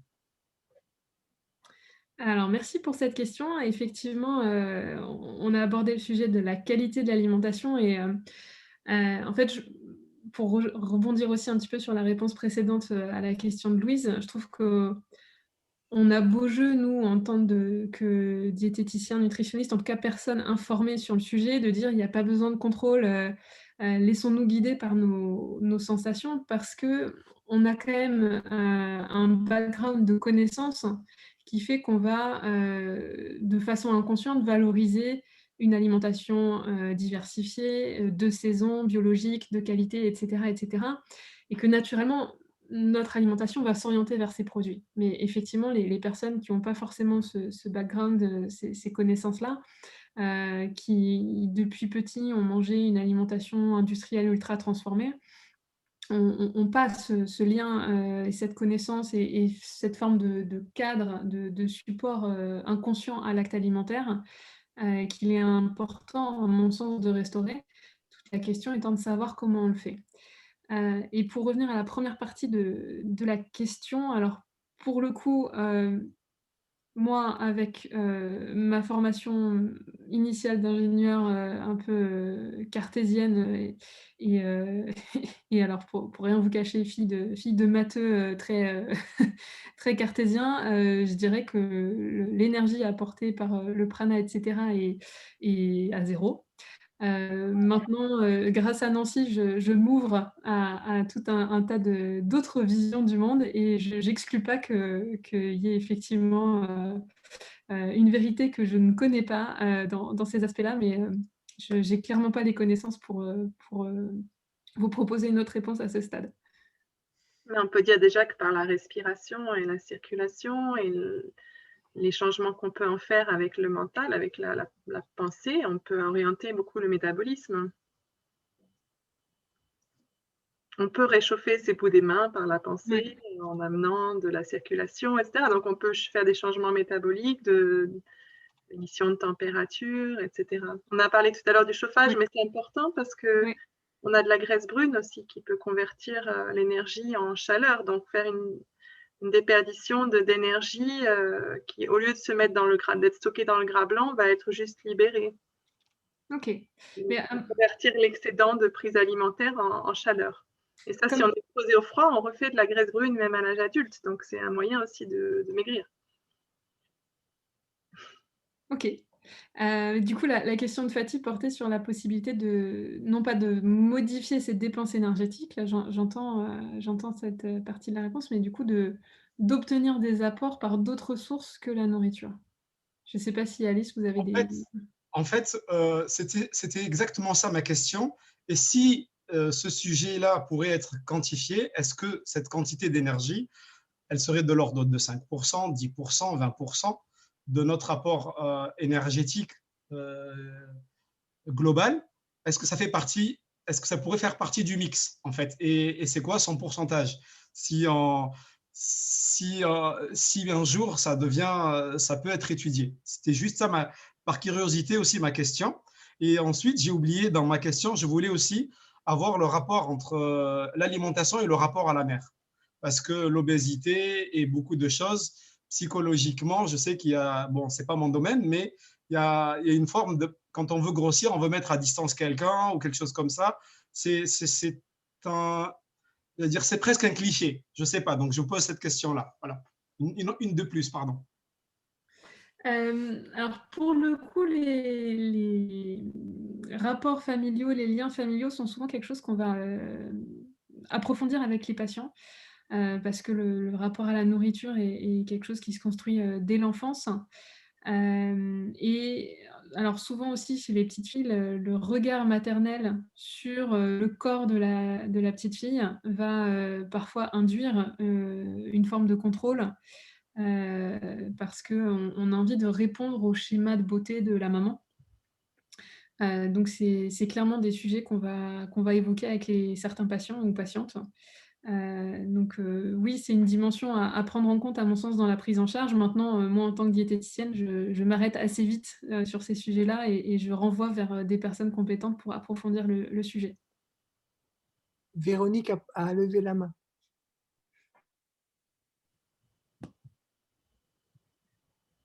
Je voulais poser une petite question rapidement. Je ne connais pas grand-chose, mais j'avais lu un article comme quoi aujourd'hui on est dans une société où en fait la nourriture est tellement exposée partout, publicité, magasins, distributeurs, qu'en fait il y a beaucoup de personnes aussi qui ont une hypersensibilité, ce que j'avais lu dans cet article, à la stimulation visuelle, et que du coup on est vraiment très très en difficulté justement peut-être par rapport à tout ce que vous avez lancé comme piste pour retrouver une satiété normale, parce qu'il y a une surstimulation à la nourriture. Complètement, complètement. Il y a des études qui ont été menées pour mesurer la quantité de chocolat qu'on va manger si une boîte est juste à disposition sur le bureau ou rangée dans le placard à côté ou dans une pièce 3 mètres plus loin. Et clairement, plus la boîte est cachée, donc plus elle est distante et moins on va en manger. Donc la mise à disposition de nourriture tout le temps est effectivement un facteur à prendre en compte. Et à mon sens, dans les prises en charge de patients, ça va être intéressant d'essayer de recréer un environnement moins stimulant. Par exemple, en essayant d'éviter de regarder les publicités, parce que ça aussi, c'est un facteur qui va donner envie de manger. En rangeant les aliments dans les placards, quand les plats sont servis, les laisser plutôt en cuisine plutôt que de les apporter sur la table pour éviter d'avoir cette envie de se resservir immédiatement. Voilà, donc des petites astuces qui vont permettre de diminuer cette exposition à la nourriture et de se faciliter la vie. Bien sûr, mais c'est sociétal. Aujourd'hui, on a une obésité dans tous les pays qui galope à toute vitesse. Et en fait, le problème, il est quand même commun à toutes ces sociétés-là. C'est l'exposition, enfin, entre autres, hein, il n'y a pas que ça, mais c'est l'exposition à la nourriture tout le temps. Et est-ce que ce serait pas intéressant de travailler aussi là-dessus? Enfin, je ne sais pas comment ce serait possible, mais de donner des informations sur ça, de limiter vraiment ce facteur. Ah mais j'en serais ravie, mais à mon sens, c'est une question de santé publique à ce moment-là. Moi, j'interviens au niveau de la vie de mes patients et de leur vie personnelle. Mais en même temps, on voit bien tout le fond nécessairement cognitif, affectif, émotionnel et la société. Mais encore une fois, on arrive à une critique effroyable de ce capitalisme consumériste qui prend les gens en otage pour en faire des gens vraiment en mauvaise santé, malades, et qui, sur le dos de qui on va pouvoir faire beaucoup d'argent dans les sociétés agroalimentaires, dans les sociétés pharmaceutiques, etc. Alors, je me demandais à deux niveaux si on ne pouvait pas intervenir de manière militante. Je ne sais pas que je sois une grande militante, mais de façon à demander que dans les programmes des enseignements, même du primaire, il soit expliqué des choses très claires comme tu en as parlé, demander que ce soit intégré non seulement dans les programmes, dans les médias, et puis faire une activité militante en inventant ce que des Greta Thunberg inventent, c'est-à-dire aller devant les supermarchés et dire le soda, ça tue les gens, le sucre aussi, enfin, je ne sais pas. Mais effectivement, il y a une dimension sociale à la chose qui pourrait, enfin, qui paraît nécessaire comme complément de tout ce que tu fais et ce que les nutritionnistes font. Ouais, je suis entièrement d'accord, Nancy.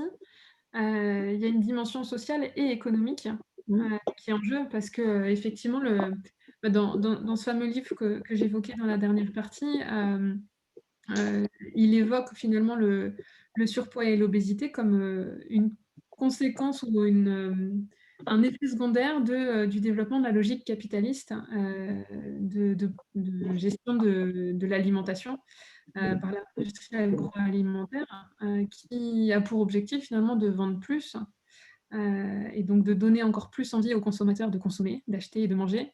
Et de fait, on est sans arrêt stimulé par la publicité, par le marketing, les emballages, etc., qui nous donnent envie d'acheter, par les qualités palatables de l'alimentation moderne. Et donc, il y a effectivement peut-être une action militante à avoir. Alors, je pense notamment à un premier niveau des pétitions qui ont été faites pour interdire la publicité dans les programmes pour enfants, parce que c'est clairement un premier levier d'action sur lequel on peut agir. Et puis, il y a des associations qui existent aussi pour promouvoir un rapport à l'alimentation plus sain. Donc, je pense à Foodwatch, qui est un peu un équivalent du FC Que Choisir, mais centré vraiment sur l'alimentation et qui dénonce les bassesses de l'industrie agroalimentaire. Je pense à École Comestible aussi, qui promeut des programmes d'éducation alimentaire dans les écoles, etc. Il y en a sûrement plein d'autres pour diriger vos envies militantes vers où bon vous semble. Il y a aussi ce livre que j'ai mis dans le chat, The Power of Habits, où l'auteur explique tous les mécanismes cérébraux qui font qu'on rentre dans des habitudes. Comme vous disiez tout à l'heure, on rentre à la maison, on va se servir à manger ou à boire. Et comment en sortir, comment en devenir conscient et comment en sortir ou trouver des alternatives. Merci pour ce partage, Alice. Moi, je voulais rajouter, bonjour, c'est Marie-Paul, qu'il y a aussi quand même un développement sur un mouvement des projets durables au niveau des communes. Il y a de plus en plus de nouveaux postes qui s'ouvrent d'alimentation pour l'alimentation durable. Donc ça, je veux dire, c'est à soulever, c'est à louer. Juste le petit, c'est qu'encore, ça dépend des communes et c'est encore très politisé. Mais il y a le un DU d'alimentation durable qui est en cours, qui existe et qui est disponible au niveau de l'université de Nice-Côte d'Azur sur un modèle qui a été développé localement, quoi. Et les jeux d'hiver de Véronique, tu veux pas dire un mot sur tes jeux d'hiver, Véronique? Je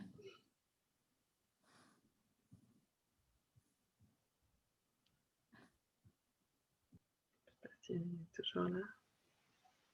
Plus là. Toi, tu peux peut-être en parler, Alice. C'est une initiative où une fois par semaine dans les cantines, dans les CHU et dans les écoles aussi, je crois, certaines écoles, les enfants sont amenés à manger bio et végétarien. Alors, je suis là, je te remercie, Alice. J'avais un problème avec mon téléphone. Jeudi vert, le principe est il n'est pas lié au surpoids. Jeudi vert, c'est lié à la prévention, parce que moi, je pense que, comme vous l'avez dit, toutes les maladies aujourd'hui chroniques sont beaucoup liées quand même à notre alimentation, c'est pas un scoop, et que de ce fait-là, l'idée, c'est de réapprendre quand même aussi aux personnes à manger, parce que effectivement, notre alimentation, elle a tellement changé en 60 ans par rapport à tout ce qui se passait auparavant, c'est qu'on a perdu la base de l'alimentation, c'est-à-dire vraiment ce qui est correct pour notre santé. On se laisse perturber par tous ces nouveaux aliments qui n'ont absolument rien à voir avec de l'alimentation, qui sont de la dysalimentation. Et donc, l'idée, c'était simplement de faire un peu de pédagogie et de montrer que l'alimentation, c'est important pour la santé, mais aussi pour l'environnement et pour l'éthique. Voilà, mais c'est un projet qui n'est pas vraiment lié à la prise en charge de l'obésité. Bien évidemment que ça a des liens, mais ce n'est pas centré là-dessus. Et je voulais juste dire un mot sur le DU développement durable, parce qu'on a effectivement une personne qui a fait ça au niveau du CHU qu'on a recruté. C'est très intéressant ce DU. Il est vraiment quand même centré sur, là aussi, le côté qualitatif de l'alimentation en termes d'écologie, là plutôt, c'est-à-dire de ressources que ça nécessite, et de gaspillage. Et tout ça est complémentaire en fait. C'est vrai que c'est intéressant de pouvoir mêler santé, environnement, éthique. Je trouve que c'est vraiment une belle réflexion sur ce que disait Michel Serres, que manger est un acte aussi politique et sacré. Merci. Moi, peut-être, j'avais une piste pour Fatih. Si on pousse à l'extrême cette idée qu'il puisse y avoir un apport énergétique de l'environnement, voire du soleil, il y a ce mouvement, le respirianisme, je ne sais pas si vous en avez entendu parler déjà, qui pousse le principe à l'extrême. C'est assez mystérieux. Moi, je ne connais pas à titre personnel, mais je sais que, par exemple, en Suisse, c'est assez présent. C'est présent également en Inde. Et donc, c'est une technique qui consisterait à se nourrir, à ne plus se nourrir en termes matériels du terme, mais à se nourrir de l'énergie, j'imagine, du soleil ou cosmique ou que sais-je. Et donc, voilà, il existe des formes extrêmes comme ça qui seraient intéressantes d'aller voir sérieusement qu'est-ce qui se passe, dans quel contexte, est-ce que certaines personnes seraient plus propices à diminuer à l'extrême un apport énergétique alimentaire et d'autres pas. Enfin voilà, en tout cas, c'est une piste. Et moi, je trouve des grands maîtres de yoga et de qigong qui se nourrissent exclusivement en respirant. Il y a des monsieur et madame tout le monde qui le font en Suisse. Mais souvent, c'est en dehors de la période de croissance et voilà, il faut faire attention. Je pense, ouais. Ah non, je ne dis pas qu'il faut le faire. et je ne dis pas que c'est avéré, mais je sais que ça existe et que c'est intéressant d'aller voir peut-être de ce côté-là. Et en tout cas, moi, je voulais juste partager un étonnement, on l'a déjà dit, mais je trouve quand même du côté du gros, je trouve un peu gros le fait de ne pas prendre en considération la qualité des aliments quand on sait, par exemple, l'addiction de certains aliments comme le sucre. Enfin, je veux dire, la graisse qu'on ingère, surtout la mauvaise graisse, qui sont vraiment des facteurs je veux dire, qui entraînent, qui peuvent vraiment entraîner, je veux dire, des formes de mauvaise conduite alimentaire, quoi. Enfin, me semble-t-il. Je pense que de fait, les deux sont absolument nécessaires, la dimension comportementale et la dimension qualitative. Je pense aussi. En pratique, dans mes prises en charge, moi, je commence souvent par travailler dans un premier temps selon une approche intuitive, c'est-à-dire pour dégonfler un peu cette bulle de pression que le patient s'est mis par son passif de régime quand il est passé par là. Et une fois que la relation à la nourriture s'est apaisée, que le patient a retrouvé une sérénité dans la façon de se nourrir, a reperçu ses sensations alimentaires et que tout ça est en place, là ensuite, à mon sens, dans un second temps, il est possible d'intervenir sur la qualité de l'alimentation, conduire un changement à ce moment-là. Mais comme je l'expliquais tout à l'heure, c'est trop à risque de voir le gendarme se réactiver et reprendre les rênes de l'alimentation et recouper finalement toutes les connexions avec les sensations alimentaires. C'est sûr que si la personne est anxieuse et déprimée et stressée, ça va accélérer son comportement alimentaire inapproprié. Oui. Oui, mais c'est ce que je fais aussi par rapport à des prises en charge dans le cadre de chirurgie bariatrique. Et je trouve que l'équilibre alimentaire et l'aspect qualitatif de l'alimentation vient un petit peu en dernier dans la prise en charge, dans la mesure où, dans un premier temps, on va plutôt travailler sur les paramètres extérieurs, sur le rythme du repas, etc. Et ensuite, aller plutôt, du coup, dans de la qualité alimentaire et du coup, à ce moment-là, évoquer l'importance de chaque groupe alimentaire. Mais je pense que dans certaines prises en charge, effectivement, c'est vraiment pas la priorité. Et il faut d'abord instaurer un meilleur rapport à l'alimentation entre le patient et son assiette, et pour ensuite travailler sur des choses un peu plus précises. Et voilà. Et je voulais revenir un petit peu sur l'alimentation un petit peu ultra transformée, etc. Je pense que pour des personnes qui ont pris l'habitude de manger des aliments transformés, ultra transformés, etc., qui n'ont pas l'habitude de cuisiner chez eux, etc., je pense que pour limiter quelque part les dérèglements du comportement alimentaire vis-à-vis de certains types d'aliments, puisque c'est vrai que souvent on peut avoir affaire à des compulsions de type sucré, grasse ou salé. Je pense que c'est aussi important d'éviter d'incriminer certains types d'aliments et du coup d'éduquer plutôt à la nuance et à la fréquence du coup de la consommation de ces aliments-là. Et puis voilà, aussi de bien faire comprendre aux gens que dans l'équilibre alimentaire, il y a aussi des produits gras, salés, sucrés quand on en a besoin émotionnellement des fois, quand on en a envie. Enfin voilà, il y a aussi un besoin de ces aliments-là et je pense que c'est important de faire attention à ces envies émotionnelles ou non émotionnelles, mais voilà, de ne pas mettre de côté ces envies-là et voilà, de faire passer le message comme quoi ces envies sont naturelles finalement et que si on a un comportement régulé, on peut très bien manger des aliments un petit peu gras, salés, sucrés, etc., tant que c'est inclus dans une alimentation assez variée finalement et qui répond à nos besoins, quoi, réellement. Moi, je voudrais faire part d'une expérience que j'ai faite, je crois, c'est en 2005. Je suis restée 3 semaines en Chine. Et en 2005 ou en 2003, je ne sais pas, il n'y avait pas de sucre en Chine. Et quand on avait voulu manger, par exemple, une glace, eh bien, c'était une glace aux haricots rouges. Le sucre venait des haricots rouges. Au bout de 3 semaines, je rentre en France et j'avais pas le temps de manger. Je dis, oh, bah, c'est pas rien, je vais m'acheter une barre de Lutz ou de je sais pas quoi. Je mords dans cette barre et là, j'ai compris que le sucre était un truc aussi dur que du métal, que du granit. Ça m'a agressée, j'ai recraché et je me suis rendu compte que sans le savoir, pendant 3 semaines, je me suis déshabituée et que si j'avais pas été sevrée, j'aurais continué à vouloir manger du sucre. Voilà, quand j'ai pas le temps de manger, ben, je mange un peu comme ça. Et depuis cette époque, je n'ai jamais mangé tellement de sucre. Et je me rends compte qu'en fait, en plus, euh, j'ai toujours cru que j'avais maigri parce que j'avais eu une polyarthrite rhumatoïde, mais j'ai peut-être juste maigri parce que j'ai arrêté de manger du sucre.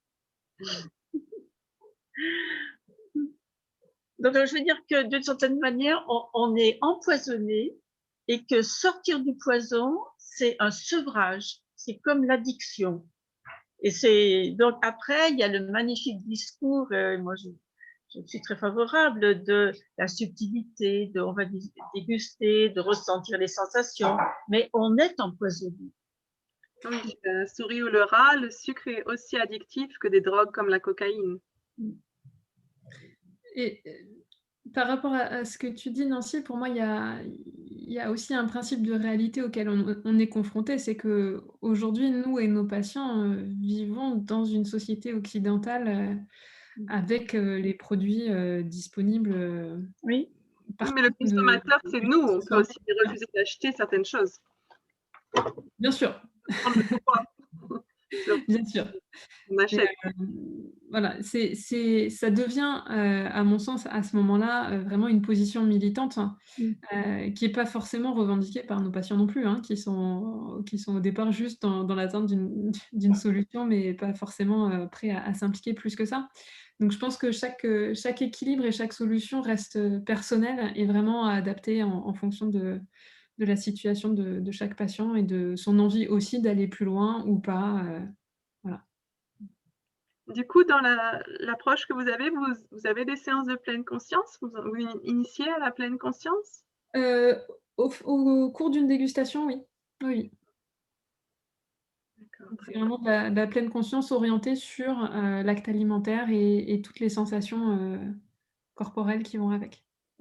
C'est vraiment une pratique qui permet justement de reprendre le contrôle, sur, les automatismes qu'on peut avoir. Et il y a d'ailleurs, un programme, donc il y a le MBSR qui est le programme de pleine conscience, américain sur, vraiment la réduction du stress et il y a un nouveau programme un peu analogue qui est en train de se développer qui s'appelle, je sais plus comment, mais donc ça commence par un M aussi et c'est eating, donc c'est vraiment le mindfulness appliqué à l'alimentation, à l'acte de manger, et qui est en train de prendre forme et de se développer. Donc ça, je pense que ça peut être très puissant pour aider les personnes qui sont dans la compulsion surtout. Complètement. Et moi, je voulais témoigner aussi parce que j'ai fait un peu une retraite de pranisme pendant 15 jours. Et pour préparer cette retraite, il était très intéressant en fait chaque fois de se questionner quand j'ai faim, qui est-ce qui a faim? Est-ce que c'est mon corps physique ou est-ce que c'est quelqu'un d'autre en moi? Il y a quelque chose en moi qui pulse et qui dit j'ai faim. Et je me suis donc amusée à passer par rapport, bon, à me dire, bah, bon, c'est pas mon corps physique, c'est quoi? Et c'était assez surprenant. Je suis passée par l'écriture. Et donc, j'ai écrit qui a faim, j'ai faim, j'ai faim. Et de j'ai faim, F-A-I-M, je suis arrivée à écrire j'ai faim de la faim, F-A-I-N. Mais faim de quoi, je ne savais pas. Et au fur et à mesure de l'écriture, il y a des choses qui se sont mises en place. Il fallait que je le sorte de manière, voilà, j'écrivais, sans vraiment faire attention à l'orthographe. Et ce n'est qu'à la relecture que j'ai vu que j'écrivais F-I-N au lieu de F-A-I-M. Donc, il y a bien des choses qui arrivent en inconscient et qui sous-tendent aussi un certain processus. Donc, comme vous parliez tout à l'heure des émotions, je suis tout à fait, je dirais, j'adhère complètement. Il y a également d'autres choses qui se passent en nous et qui s'invitent et qui sont là et qui font croire que c'est naturel. Mais non, il y a quelque chose qui est là et qui dicte et qui donne des infos. Et puis après, bon, je m'arrêterai là parce que pour moi, il y a un corps énergétique qui est magique. On a des corps fabuleux de lumière et que l'on peut nourrir autrement. Donc, quand on dit pranisme, ce n'est pas un jeûne. Je voudrais vraiment vous le préciser, mais c'est une nourriture que l'on prend autrement. Voilà. Et qui n'est pas forcément...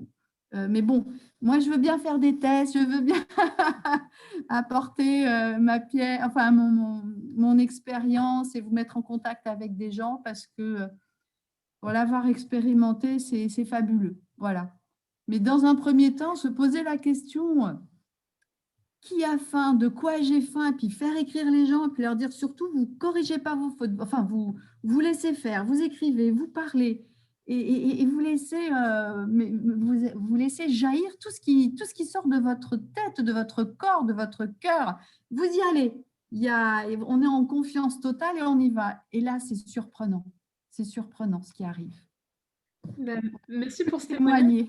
Témoigner. Ça m'évoque un autre ouvrage que j'ai lu et que j'ai trouvé passionnant, du docteur Ian Chozenbeis, donc une personnalité américaine également, qui s'appelle Manger en pleine conscience, où elle détaille différentes sortes de faim, où elle parle de la faim des yeux, du nez, de la bouche, mais aussi de l'estomac, des cellules, du cœur et du cerveau.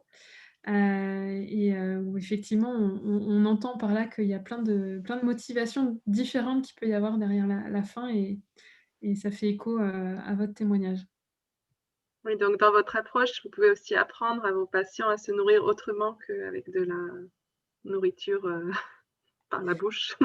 Bah, quand on parlait des manger émotionnels, on est exactement là-dedans. Quand on est dans la faim du cœur avec un besoin émotionnel à apaiser, je décrivais tout à l'heure le fait qu'on peut travailler sur toute une palette comportementale variée qui peut nourrir cette faim du cœur et ça peut passer par l'alimentation ou pas. Mais aussi sur le côté juridique, est-ce qu'on pourrait savoir si des associations peuvent faire des procès à des entreprises qui empoisonnent les gens? Parce que ça serait vraiment bouger le niveau des représentations sociales et de pointer les responsabilités. Là encore, je renvoie vers Foodwatch. À mon avis, c'est peut-être l'association, à ma connaissance, la plus impliquée dans ce domaine. Je sais que d'ailleurs, récemment, ils étaient en contentieux avec l'industrie charcutière pour avoir dénoncé la présence de nitrates et de nitrites en conservation dans les produits de charcuterie. Et voilà, la fédération représentative de l'industrie charcutière n'a pas apprécié leur... Oui, mais voilà, ça Maintenant, il commence à y avoir des labels sur les aliments pour indiquer s'ils sont corrects ou pas du tout, de A à B, C, D, E, F. Voilà, les A étant bien, et puis on descend, et puis c'est pauvre en nutriments intéressants et trop riche en gras. Donc, il commence à y avoir au moins des indications sur les aliments qui sont vendus dans le commerce. Oui. Bon, moi, je sais que là, j'entends qu'il y a des gens qui ont faim. Voilà. Très bien. Qui peut-être m'attendent pour manger. Alors moi, j'avais dit 8 heures, on a un petit peu dépassé déjà. Oui. Je ne sais pas, peut-être on peut penser à conclure. Oui. Une autre question. D'accord. Il est indispensable pour moi de conclure puisque j'ai une consultation dans 8 minutes. Donc, bon, voilà. J'arrive de devoir vous laisser. D'accord. Eh bien, voilà, juste, c'est pas moi qui devrais conclure, mais c'est un très grand merci. Merci pour ces Flore. Oui, ces interactions magnifiques avec ce petit groupe tellement solidaire, tellement joyeux, tellement plein d'idées, de créativité et de disponibilité. Je sais la journée de certains d'entre vous, je suis fascinée par tant de possibilités. Vous êtes grandiose. Merci beaucoup. Merci. Alice, en fait, j'ai fait l'enregistrement dans le cloud. En fait, je ferme et puis ça va apparaître dans quel cloud en fait? Alors, tu fermes et puis il faut attendre un peu parce qu'il va mouliner un certain temps pendant un quart d'heure, quelque chose comme ça. Et après, quand tu ouvres ton Zoom, tu peux aller sur les enregistrements. Tu vas cliquer sur cet enregistrement-là et tu vas trouver le lien. Et tu vas copier le lien et nous l'envoyer ou le mettre. Dans le Zoom de l'UCA, en fait. Oui, dans le Zoom de l'UCA, quand tu vas sur tes enregistrements, tu sais, tu as la liste de tous les enregistrements sur un onglet. Donc, tu vas revenir sur cet enregistrement-là et tu vas voir que tu as enregistré et tu peux demander le lien. Ok, super. N'hésite pas. Merci, à très bientôt. Merci beaucoup. Bonne soirée à tous. Bon appétit.